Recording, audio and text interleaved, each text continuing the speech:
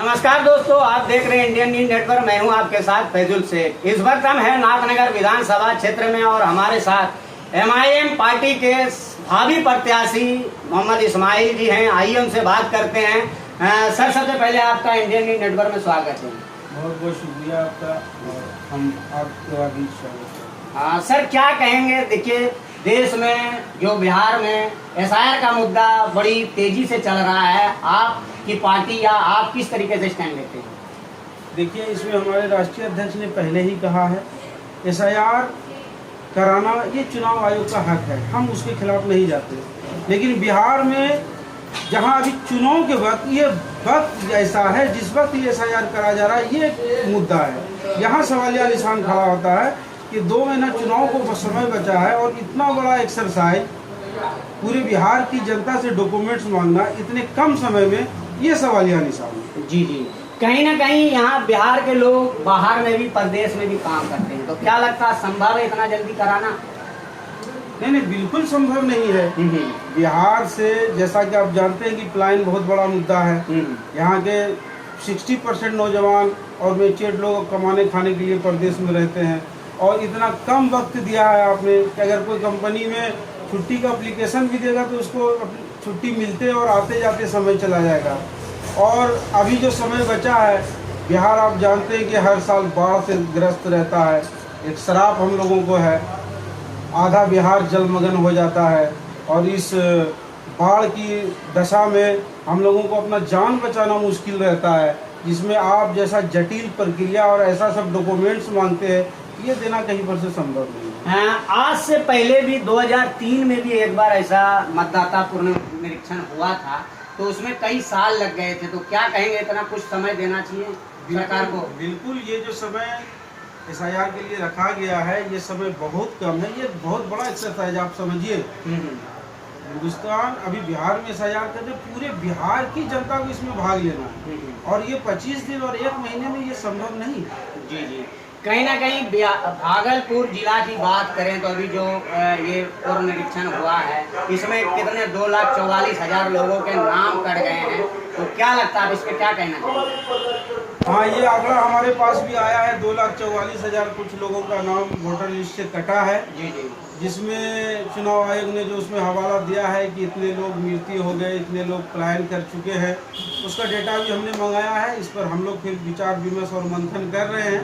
इलाका वाइज अपने कार्यकर्ताओं को और पार्टी के जिम्मेदारों को वो लिस्ट हम अवेलेबल करा रहे हैं और वहाँ देखेंगे अगर किसी जेन्युइन आदमी का नाम कटा है, सब चीज़ रहते हुए भी, तो उसकी लड़ाई हम लड़ेंगे और उसका नाम वोटर लिस्ट में जुड़वाने के लिए हर संभव प्रयास करेंगे। आप नाथनगर विधानसभा के भावी प्रत्याशी है। नाथनगर में भी जो आंकड़ा आ रहा है 35 से 40,000 या उससे कम ज़्यादा कुछ भी नाम कटा है, तो उसमें आप क्या कर रहे हैं? आपकी पार्टी क्या कर रही है? अभी मैंने कहा कि उसका नाथनगर विधानसभा का भी आंकड़ा हमारे पास अवेलेबल है, अभी हमने मंगवाया है। उस पर हम निरीक्षण कर रहे हैं, देख रहे हैं। उसमें बहुत सारे जेन्युइन लोगों का भी नाम कटा है, तो जिसका नाम कटा है, जो अवेलेबल है और उसका नाम कटने का कोई कारण नहीं, फिर भी कट गया है, तो उसके लिए हम उसको जो कानूनी प्रक्रिया हम उसको अपनाएंगे और हमारे पार्टी के जितने भी जिम्मेदार कार्यकर्ता है और किसका भी अगर नाम कटा, उसके घर तक जाएंगे और उससे बात करेंगे, उस इलाके के बीएलओ से बात करेंगे, उससे स्पष्टीकरण पूछेंगे कि जब हमने फॉर्म भर के दिया और हमारा सारा चीज़ है तो मेरा नाम क्यों कटा। तो हम प्रयास करेंगे कि एक भी जेन्युइन लोगों का वोट ना कटे। अगर किसी का कटा है तो फिर से उसमें जोड़ने का हम लोग संभव प्रयास करें। अभी कुछ दिन पहले लोकसभा चुनाव उसी वोटर आईडी पे हुआ है, तो क्या लगता है वो चुनाव आपको सही है या फिर क्या कहेंगे? इस पर तो स्पष्ट है कि जिस चुनाव लिस्ट पर जिस आधार कार्ड को आधार मानते हुए चुनाव हुआ और उस आधार कार्ड के चुनाव को मानते हुए आज नरेंद्र मोदी प्रधानमंत्री है। जी, और प्रधानमंत्री बनने के बाद वो कहते हैं कि वोटर आईडी गलत है, फेक है, इसकी कोई मान्यता नहीं। तो स्पष्ट है, जब वोटर लिस्ट की आधार कार्ड की मान्यता नहीं है, उस आधार कार्ड से चुनकर आप पीएम की कुर्सी पर बैठे हुए, तो सबसे पहले आपको इस्तीफा देना चाहिए। जिस आधार की आप मान्यता नहीं दे रहे, उसी आधार के आधार पर आप पीएम है, तो आपकी भी मान्यता खत्म होनी चाहिए। सबसे पहले ये जिम्मेदारी लेते हुए नरेंद्र मोदी को इस्तीफा देना चाहिए। जी, आप नाथनगर के भावी प्रत्याशी, तो कौन ऐसा मुद्दा क्या लगता है आपके नाथनगर विधानसभा में कौन ऐसा एजेंडे को लोग जनता के बीच में जा रहे हैं? देखिए फैजुल भाई, आप भी इसी विधानसभा से बिलोंग करते हैं, यही आपका रहना सहना है। ये नाथनगर विधानसभा पिछले कई वर्षों से लीडरशिप के मायने पे जो मैंने अनुभव किया है, ये अनाथ नगर है। कोई ऐसा लीडर नहीं यहाँ पर जो इसको लेकर इसके दुख मुसीबत को चिंता करके इसके लिए कोई लड़ाई लड़ सके। नाथनगर में अवसरवादी नेता लोग आते हैं, चुनाव के समय अवसर का फायदा उठाने के लिए। ये वही लोग हैं जो विपदा में आपदा खोजते हैं, विपदा में अवसर जो खोजते हैं, आपदा में अवसर, ये वही लोग हैं। चुनाव का समय आता है तो नाथनगर विधानसभा में नेताओं की कमी नहीं रहती। हमारे यहाँ ये मुफस्सिल क्षेत्र जो साजंगी, हबीपुर, इमामपुर तीनों पंचायत मिलकर बनता है, ये एक टापू बना हुआ है। इस तीनों पंचायत का मिलाकर ये जो ड्रेनेज सिस्टम, जो नाले के पानी की निकासी नहीं है, आज से नहीं सदियों से, इसी ड्रेनेज को आधार बनाकर हम लोगों ने पिछले विधानसभा चुनाव में अशरफ बाबू को समर्थन किया था। और उनका ये कहना था कि हम जीत कर आएंगे तो पहले मुफस्सिल को नाले के पानी से हम लोग जो इसका निजात दिलाएंगे। कहीं कुछ नहीं हो सका। अब यह बात देख लीजिए, पुरैनी को ले लीजिए, पुरैनी में भी आप जाएंगे, आप लोग मीडिया कर्मी देखेंगे, हर तरफ नाले का पानी रोड पर बजा रहा है। न पीने का पानी नल में आ रहा है और न गंदा पानी नाले से जा रहा है। बल्कि आप यूं कहें कि नाथनगर विधानसभा समस्याओं का अंबार लेकर खड़ा है। कृषि क्षेत्र की अगर बात करें तो बाढ़ में बाढ़ है और गर्मी में सुखाड़ है। कहीं सिंचाई की कोई व्यवस्था नहीं है।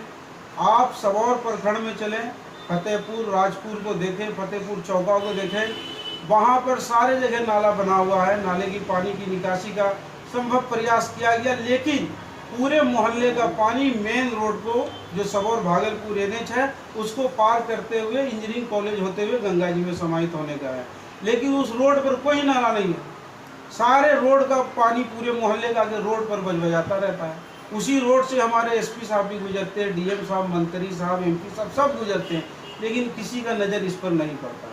आज आप देखें कि पुरैनी में बीड़ी मजदूर अपनी जान की बाजी लगाकर बीड़ी बना रहे हैं। कहता है हेल्थ मिनिस्टर, कहता है डॉक्टर्स कहते हैं कि अगर आप स्मोकिंग करते हैं, एक सिगरेट पीने में 2 मिनट लगता है, कहता है कि एक स्मोकिंग आपके लाइफ को बर्बाद कर देगा। और हमारे बीड़ी मजदूर पूरी दिन अपने सामने वो रख कर और बीड़ी बनाते रहते हैं। आज तक सरकार की तरफ से उसकी स्वास्थ्य के लिए, उसके जीवन को सुरक्षित करने के लिए कोई व्यवस्था नहीं। और कौन कौन से समस्याएं हैं आपके नज़र में? क्या लगता नहीं कि हॉस्पिटल एक नाथनगर विधानसभा में होना चाहिए, डिग्री कॉलेज होना चाहिए? ये हमने पहले भी ये बात उठाया है। आप देख लीजिए जगदीशपुर प्रखंड का मुफस्सिल क्षेत्र, क्योंकि जगदीशपुर प्रखंड में ही शहर का भी बहुत सारा क्षेत्र आता, तो मैं जगदीशपुर प्रखंड जो नाथनगर विधानसभा के अंदर आता है, एक भी महिलाओं के लिए डिग्री कॉलेज नहीं है। पुरैनी इतना बड़ा क्षेत्र है, हम तो कई वर्षों से ये मांग कर रहे हैं कि महिलाओं के लिए एक डिग्री कॉलेज होना चाहिए यहाँ पर, जिसकी बहुत ज़्यादा आवश्यकता है। साजंगी पंचायत में +2 स्कूल नहीं है लड़कियों के लिए। ये मोइनुद्दीनपुर में एक स्कूल है, उसको उत्क्रमित करके आपने +2 बना दिया। +2 सिर्फ करने से नहीं हो जाता, उसकी सुविधा होनी चाहिए, पढ़ाई की व्यवस्था होनी चाहिए। एजुकेशन की कमी है। साजंगी पहाड़ पर हेल्थ मिनिस्टर के द्वारा एक जो है हॉस्पिटल बनाया गया है, हॉस्पिटल बनकर तैयार है। नेताओं की खींचातानी में, रसाकसी में कौन इसका उद्घाटन करेगा, कौन इसका रिबन काटेगा, जनता त्राहिमाम कर रही है, आज तक उसका उद्घाटन नहीं हो पाया है। समस्याओं का तो अंबार है नाथनगर विधानसभा में। और आप घूम रहे हैं नाथनगर विधानसभा में, तो किस तरह का लग रहा है? लोगों का रुझान क्या लग रहा है? लोग समस्याओं से ऊब चुके हैं, नेताओं की लॉलीपॉप से ऊब चुके हैं, और लोग जो यहाँ पर अवसरवादी लोग हैं, जो चुनाव के समय में ही नजर आते हैं, उसके बाद विलुप्त हो जाते हैं। ये जनता वैसे सब नेताओं को हमेशा के लिए विलुप्त करने का मूड बना चुकी है। आज के वक्त में बैरिस्टर असदुद्दीन ओवैसी साहब एक विश्वासी नेता के रूप में अपनी इमेज को बना रहे हैं। जो विपक्ष के द्वारा जो अफवाह उड़ाया गया कि ये मुसलमानों की बात करते हैं, ये मुसलमानों के लीडर हैं, अब ऐसी कोई बात नहीं है। चाहे नाथनगर विधानसभा हो, भागलपुर हो, बिहार हो, जितने भी बिहार के, हिंदुस्तान के जिम्मेदार नागरिक हैं, वो समझ रहे हैं कि बैरिस्टर असदुद्दीन ओवैसी साहब मुसलमान की ही बात नहीं करते, दलितों की भी बात करते हैं, पिछड़ों की भी बात करते हैं। यहाँ तक कि जिनके साथ नाइंसाफी हुई है, जिसके हक को मारा गया है, उसकी लड़ाई लड़ने के लिए एमआईएम तैयार है। कहीं ना कहीं एक आरोप लगते रहता है कि एमआईएम वोट काटने के लिए आ जाती है, तो इस पे आपका क्या एक्शन है, क्या कहना है? यही मैं आपको बताना चाहता हूँ, बड़ी अच्छा सवाल किया है आपने कि एमआईएम वोट काटने आ जाती है। एमआईएम किसका वोट काटती है, मैं आपसे ये सवाल करता हूँ। क्या मुसलमानों की वोट पर आरजेडी का अधिकार है, उसने मुहर लगा दिया है कि ये उनका वोट है जो हम काटने चले आए? मैं आपसे पूछता हूँ कि मुसलमानों के वोट पर क्या उन्होंने गुलामी लिखा लिया है मुसलमानों से, क्या हम मुसलमान आरजेडी को ही वोट देगा? ये गणतंत्र देश है, यहाँ हर पार्टी को हर जगह चुनाव लड़ने का जो है कि आज़ादी है। और नाथनगर विधानसभा की जनता ने आवाज देकर एमआईएम को यहाँ बुलाया है। नाथनगर की जनता यहाँ की नेताओं से जो है अपना उम्मीद खो चुकी है। यहाँ की जनता की एकमात्र उम्मीद एमआईएम बची है, क्योंकि एमआईएम ही वो आज के दौर में वो पार्टी है जो हक के लिए लड़ती है। और ये नदी किनारे बैठकर गहराई के अंदाज लगाने वाली पार्टी नहीं है, ये पार्टी समंदर में उतर कर बात करती है। ये पार्टी हक और हुकूक के लिए लड़ने वाली पार्टी है। मैं ये उम्मीद करता हूँ कि नाथनगर की सारी जनता इस बार एमआईएम को अपना दुआ प्यार और आशीर्वाद देगी और एमआईएम को नाथनगर विधानसभा की जनता अपना अगुवाई करने का मौका देगी और अपना नेता चुनेगी। हमसे बात करने के लिए बहुत बहुत शुक्रिया। ये हमारे साथ युवा नेता एमआईएम के नाथनगर के भावी प्रत्याशी मोहम्मद इस्माइल जी थे। कैमरामैन बबलू के साथ Faizul Shaikh, Indian news network, Bhagalpur.